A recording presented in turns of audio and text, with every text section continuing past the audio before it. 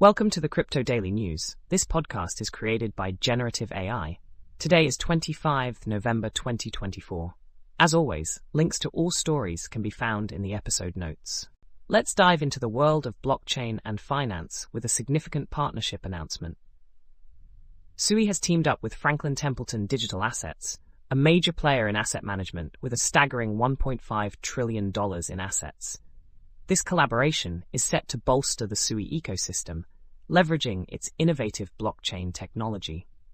Franklin Templeton's involvement is part of a growing trend among investment firms, with Grayscale also showing interest by launching the Grayscale Sui Trust earlier this year. Sui's technology, known for addressing decentralized finance challenges, aligns perfectly with Franklin Templeton's goals. Since its mainnet launch in May 2023, Sui has seen remarkable growth, with a 675% increase in total value locked and a 956% rise in DeFi volume. The network's architecture allows for massive parallelization, reducing transaction latency and costs, which is a boon for DeFi projects. In another intriguing development, Cantor Fitzgerald has acquired a 5% stake in Tether, valued at up to $600 million. This move coincides with Howard Lutnick, Cantor Fitzgerald's CEO, being appointed as President-elect Donald Trump's Secretary of Commerce.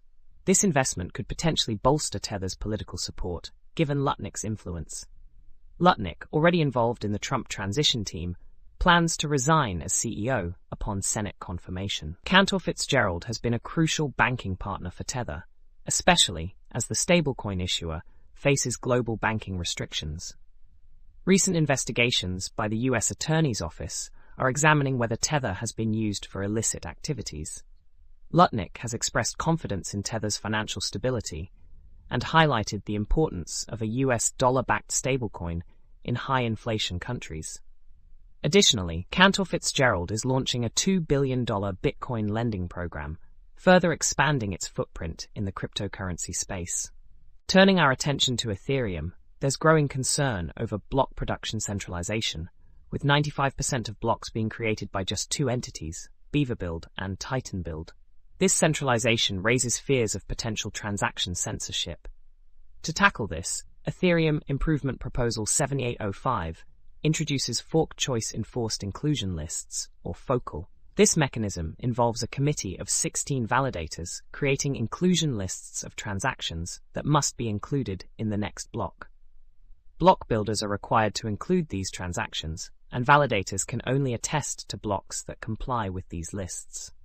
The centralization issue is rooted in maximal extractable value, MEV boost, and proposer-builder separation, which allow block creators to maximize profits by selectively including transactions. EIP 7805 aims to empower validators by ensuring their selected transactions cannot be censored, enhancing Ethereum's decentralization and security. The potential of intent-based applications in Ethereum is also under discussion, with challenges like fragmentation into isolated ecosystems.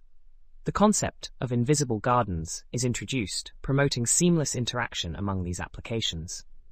The modular intent stack, which includes representation, propagation, and selection of intents, aims to enhance composability across platforms. Current intent-based applications like KaruSwap and UniswapX exemplify the fragmentation issue, relying on centralized systems that can lead to censorship and inefficiencies. The proposed ERC7683 standard seeks to unify cross-chain intents, allowing for better integration and resilience among solvers. The article explores methods for intent propagation, including leveraging the Ethereum mempool and decentralized data availability networks like EigenDA, which could enhance censorship resistance and reduce latency. A fair and transparent auction system for selecting solvers is also highlighted, suggesting that auction AVSs could facilitate decentralized and verifiable bidding processes. In exchange news, Bybit, the third largest offshore cryptocurrency exchange, has unexpectedly opened registration for users in China, marking a significant shift from its previous policy.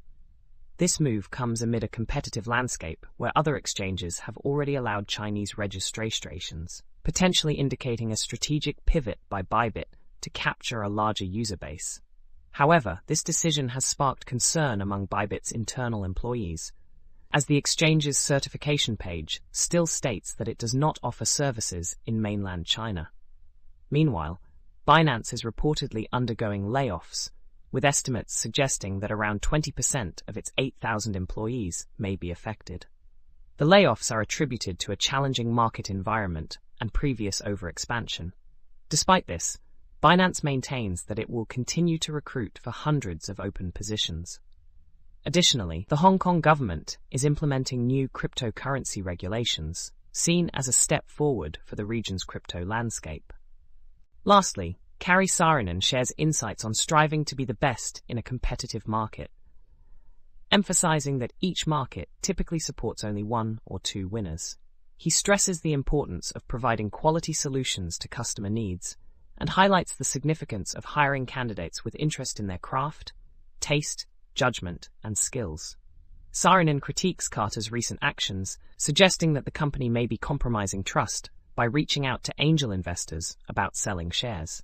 He also discusses the concept of taste, describing it as the ability to recognize and create quality, citing influential figures like Giro and Paul Graham. Furthermore, he critiques Microsoft's leadership decisions regarding GitHub layoffs and the forced use of MS Teams, arguing that such decisions reflect a broader cultural shift within the company.